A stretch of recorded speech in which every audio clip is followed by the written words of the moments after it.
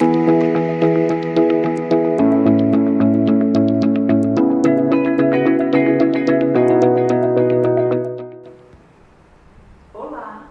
nós estamos em pleno mês de setembro, mês em que o Brasil ele se movimenta a favor da vida e na prevenção contra o suicídio. E olha só, os dados não são bons, os números são preocupantes. Eu vou ler alguns dados aqui para nos ajudar na nossa reflexão. A Organização Mundial de Saúde, ela coloca o transtorno depressivo como principal causa de incapacitação para a realização de tarefas entre adolescentes de 10 e 19 anos.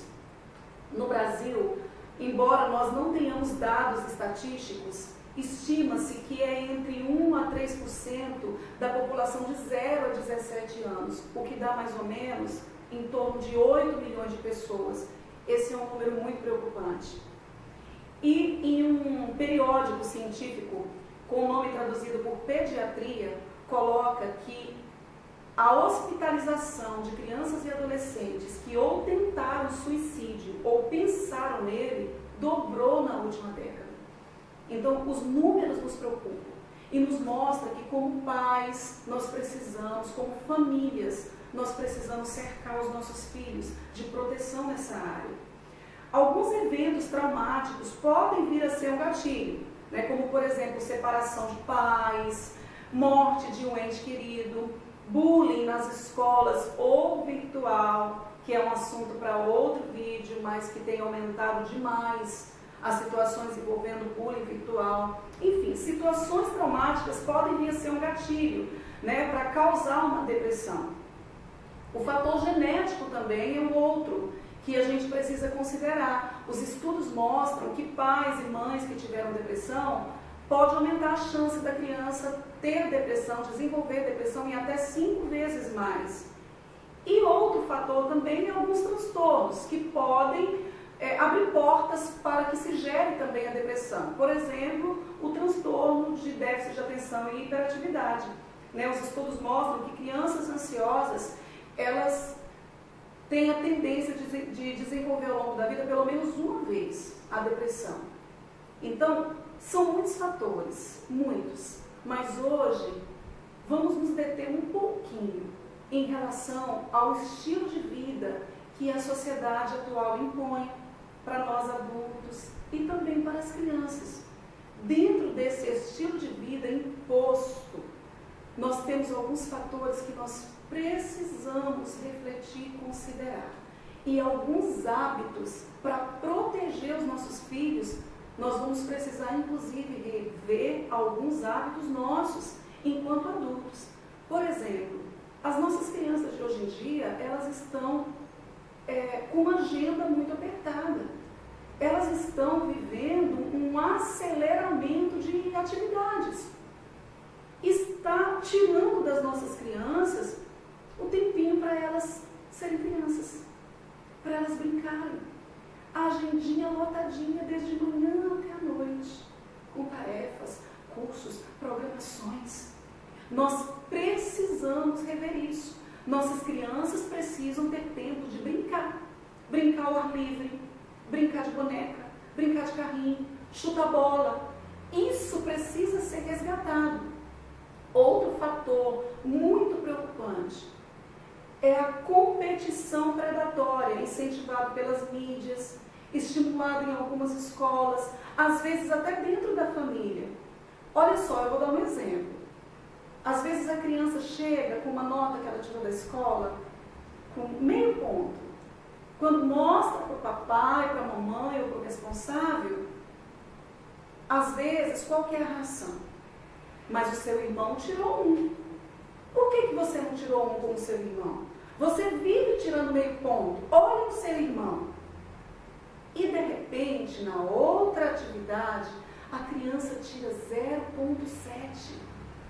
Aí ele vem mostrar, e o que ele ouve? Mas o seu irmão tirou 1,5. O seu primo tirou 1. Por que você não tira 1 como seu primo? Isso mata a criança por dentro emocionalmente falando. Porque olhe bem, ela tirou meio e depois ela tirou 0,7.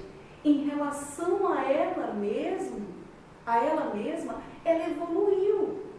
Então, a comparação, a competição predatória tem enclausurado muitas crianças na gaiola da melancolia, da tristeza, do sentimento de incapacidade.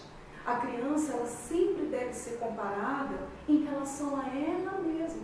Qual que é a régua de comparação? Ela estava com meio, ela passou para 0,6, ela passou para 0,7, ela está evoluindo em relação a ela mesma. E isso precisa ser comemorado, precisa ser aplaudido, ela precisa receber um sorriso, um parabéns. E aí, tira essa criança da clausura de se comparar sempre com alguém. E ela cresce. Existem muitos adultos, inclusive, que estão dentro dessa gaiola, a gaiola da comparação. Nós precisamos comemorar os nossos próprios avanços. Outra coisa que precisa ser resgatado são os momentos juntos. E de repente a gente pode pensar, mas e a minha própria agenda? Eu não tenho tempo.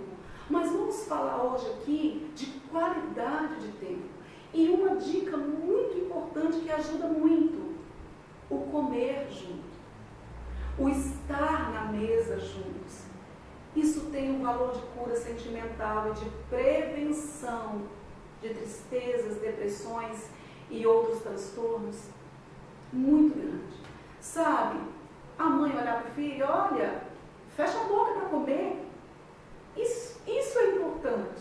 O filho, poxa vida, eu estou sendo observado, eu estou sendo olhado, e isso é importante. Ali acontecem os assuntos do dia, as risadas, o comer junto, partilhar o pão é muito importante. Pelo menos uma vez ao dia, coloquem todos ao redor da mesa. Não deixe que o filho pegue um prato e vá para frente do computador, o outro para frente da televisão, o papai para frente do jogo, a mamãe em outro lugar. Não, todos juntos em volta da mesa. Isso traz cura, isso traz saúde familiar, saúde emocional.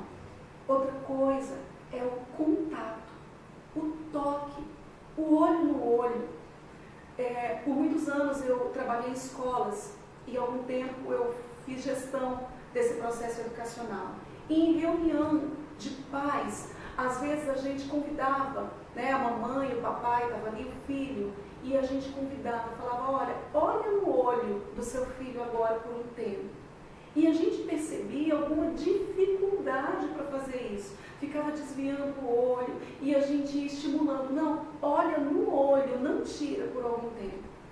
Era impressionante as reações. Às vezes a criança, só de olhar um tempo para o olho do papai ou da mamãe, a lágrima já corria no rosto. E daí a pouco, automaticamente, já vinha um abraço. Interessante que a doutora Suzana Herculano, ela coloca que nós temos nervos e fibras que são detectores, especialistas em detectar carinho. Interessante é que ela conceitua o carinho. Ela coloca que carinho é um toque mais abrangente, com uma determinada pressão e de forma lenta. E os estudos mostram que no adulto, este carinho, ele abaixa de forma imediata em 23% o estresse. Olha que coisa maravilhosa. Toque no seu filho, olhe no olho. Você já fez isso hoje? Se não, terminando esse vídeo, pega o seu filho, olha dentro do olho dele e diga para ele, olha, eu amo você. Quando você acerta, eu te amo. E quando você erra, eu te amo. Quando você está lá em cima com conquistas e realizações, eu te amo. Mas quando você desce na sua produtividade, na sua conquista, eu continuo amando você. Porque o meu amor por você não está linkado ao que você tem ou ao teu resultado. O meu amor por você é incondicional. Deixa teu filho ouvir isso. Deixa teu filho ouvir isso. E olha, uma última dica. Isso também é assunto para um outro vídeo.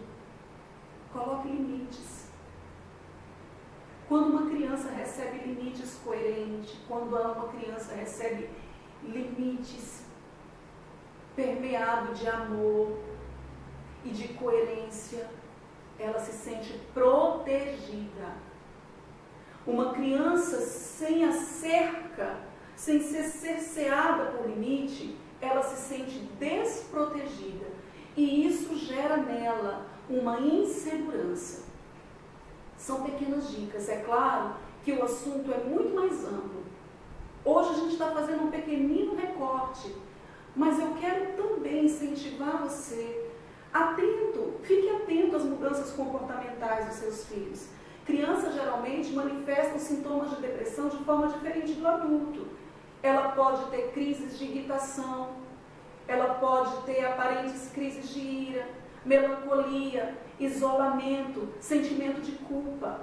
E se você perceber que está demais para você, não tem problema pedir ajuda. Pedir ajuda para os seus conselheiros espirituais. Existem muitos bons psicólogos. Procure um psicólogo. Acuda.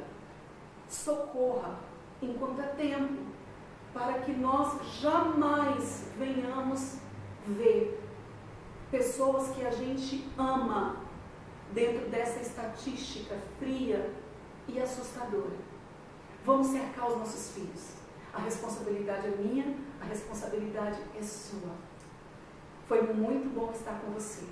Por favor, dê um joinha aí no vídeo, compartilhe, ative o sininho que virão outros vídeos. Boa semana, semana de vitória. Até semana que vem.